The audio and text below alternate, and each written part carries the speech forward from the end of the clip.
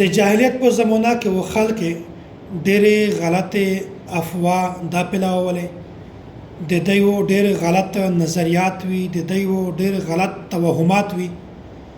چې د یغه شای د حقیقت سره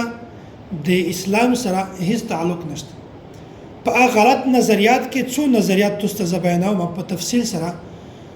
د جاهلیت په زمانہ کې اول د دوی غلطه نظریه غلط توهم دا و چې کایو انسان سفر شریکوه بیا و دوی و مرغۍ په و کې چګه کړه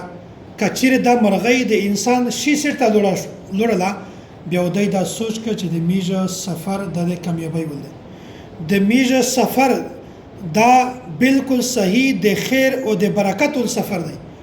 او کچیر هغه مرغۍ د انسان کین سرته لوړله بیا د دوی نظریه دا و د دوی دا سوچ و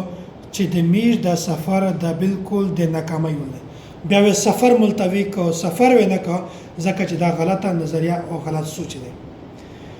د جاهلیت په زمانہ کې د دې د دومره غلطه نظریه دادو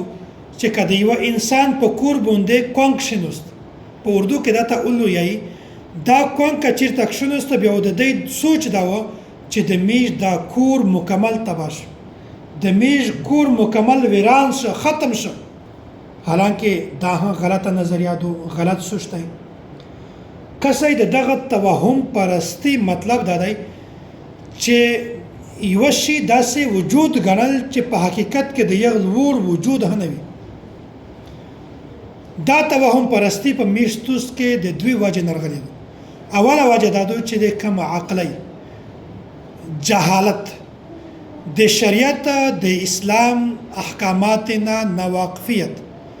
چې میشته د اسلام تعلیمات پته نشته دغه وجه میشتوس په داسې غلط نظریه کې مبتلا وي په داسې غلط توهمات کې مبتلا وي په داسې غلط افوا کې مبتلا وي او دغه دوه وجه دادو چې بر صغیر پاک او هند چې کله اول په یوځي باندې وي بیا په هندوون کې دغه وسوسه دغه افوا دا منګرت غلط نظریات دا ډېر جوت وي بیا د یغه نازنه جاهل مسلمانونه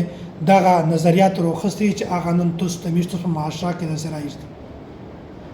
حالانکه دغه د اسلام سره د حقیقت سره لوړ تعلق نشته د جاهلیت زمانه درمه غلطه نظریه دا و چې کله و دی و انسان شایسترګه وره پیدله بیا د سوچ دا و چې متوس یو ښه خبر ملويږي مت یو خوش خبری ملويږي او کله یو انسان کیناسترګه وره پیدله بیا د داول چې مت یو بد خبر ملويږي مت یو بد خبر ملويږي غلط سوچ ملويږي دا شای مت ملويږي په هغه د نقصان دی د جاهلیت د دور د غلط نظریات نه یو نظریه دا هدو چې کایو انسان داسته چې یک سفر شریکه بیا د سفر په وخت کې دته مخامخ یو توره بلې رغلا بیا د داول چې دا سفر د مقصد د مو چې کیم دی په دا مقصد کې د مو ناکامی دی په دا مقصد کې ځکه نه شي کامیاب دی په دا مقصد کې زه همیشه ناکام او د جاهلیت د زمانه د غلط نظریات نه یو غلطه نظریه ده هدو چې کایو انسان تشا کینچی بیوتی دا و چلاولا بیا د داول چې دغه مقصد دا دی چې د مو د خپل رشتہ دار سره تعلق د ختمیږي مو د یو خلک سره تعلق ختمیږي چې هغه د مو سره پرابطه کړي په تعلق کې د رشتہ دار مې دي خپل مې دي دغه سره د مو تعلق ختمیږي حالانکه دا د جاهلیت خبره دی د اسلام سره هیڅ تعلق نشته دغه رنګه د جاهلیت دور د غلطه نظریات نه یو نظریه دا هلو کله یو انسان د کور چت چې کیمده د یغه کناره په ابونده کایو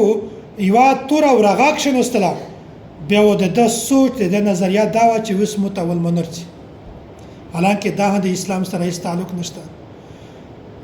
د جاهلیت د غلطه نظریه د غلطه عقیده نه یو عقیده دا هدو چې کایو انسان و پرنجه دا بیا د سوچ دا چې مو خو څوک یودوي خلق مې یودوي د خلق په ذهن کې د خلق په سوچ کې ځایما حالانکه دا د جاهلیت غلط نظریات نه یو نظریه دو